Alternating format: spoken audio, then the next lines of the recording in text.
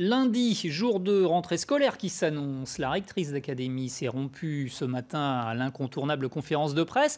Parmi les sujets abordés, le bilan de Parcoursup, le nouveau dispositif pour gérer les inscriptions en études supérieures des bacheliers.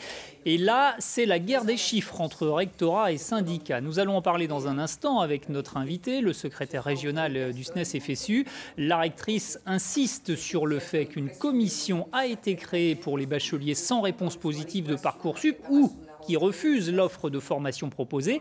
Elle s'appelle KS et 630 jeunes l'ont saisie en Bretagne. Une large majorité a été satisfaite selon la rectrice. On l'écoute. Aujourd'hui, le 30 août, ils ne sont plus que 62. Donc ça veut dire qu'ils ont eu des solutions, soit parce qu'ils ont accepté la solution de la KS, soit parce qu'ils étaient aussi en procédure complémentaire et qu'ils ont eu une réponse par Parcoursup. Voilà. Ou parce qu'ils étaient en liste d'attente dans la phase principale et qu'ils ont eu aussi une solution. Donc vous voyez, on croise différents regards et l'objectif, c'est que chacun puisse avoir obtenu une proposition qui lui convienne et qui lui permette d'aller très très vite s'inscrire maintenant.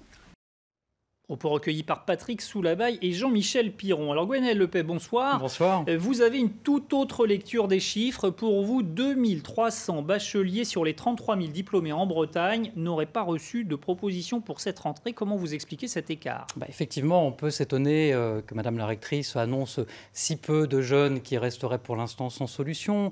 Il est évident pour nous que lorsque nous regardons le tableau de bord national, lorsque nous l'appliquons aux chiffres de l'Académie, il y a en effet plus de 7% de nos bacheliers bretons qui n'ont toujours pas de place dans l'enseignement supérieur, ainsi qu'un certain nombre de jeunes qui ont abandonné même tout recours aux études supérieures ou partis sur des écoles privées. Il y a là un certain nombre de jeunes dont nous ne parlons pas, dont la rectrice ne parle pas. C'est malheureux, ces jeunes existent et ils sont bien là, ils sont en attente sur des listes interminables, mais ils existent bien, on ne peut pas faire comme s'ils n'étaient pas là. Précisément, alors de qui parlez-vous ? Ce sont des jeunes invisibles ?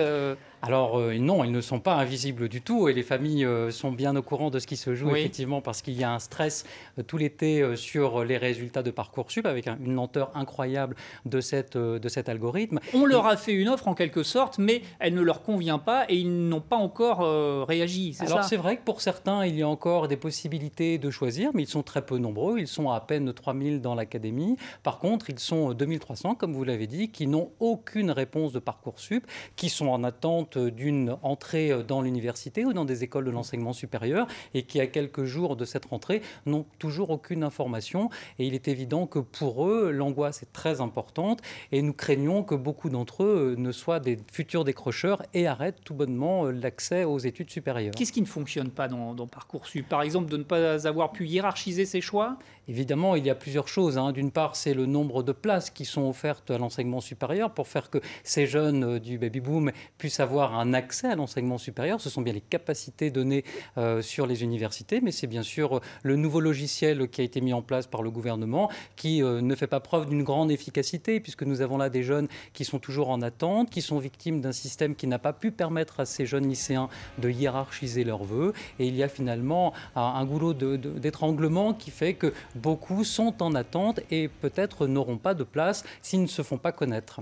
C'est justement votre message. Il n'est pas trop tard parce que quand la rectrice parle de la fameuse KS, elle a les moyens d'obliger des établissements à recevoir des jeunes qui n'ont pas de solution. Oui, effectivement, nous encourageons tous les lycéens qui, pour l'instant, n'ont pas de réponse de Parcoursup de se rendre dans les établissements scolaires, de retourner dans leur lycée, de rencontrer les proviseurs, leurs professeurs principaux qui restent à leur disposition, comme ils l'ont été d'ailleurs tout le mois d'août pour vérifier que des places se libéraient. Ils doivent solliciter un accompagnement parce que le rectorat, le ministère, s'est engagé à leur trouver des places et il est temps véritablement qu'un plan d'urgence soit déclaré pour que ces jeunes aient une place à l'université et plus globalement dans l'enseignement supérieur. Bon, je crois que le message est passé. Merci beaucoup Gwenaëlle Lepay d'avoir accepté cette invitation.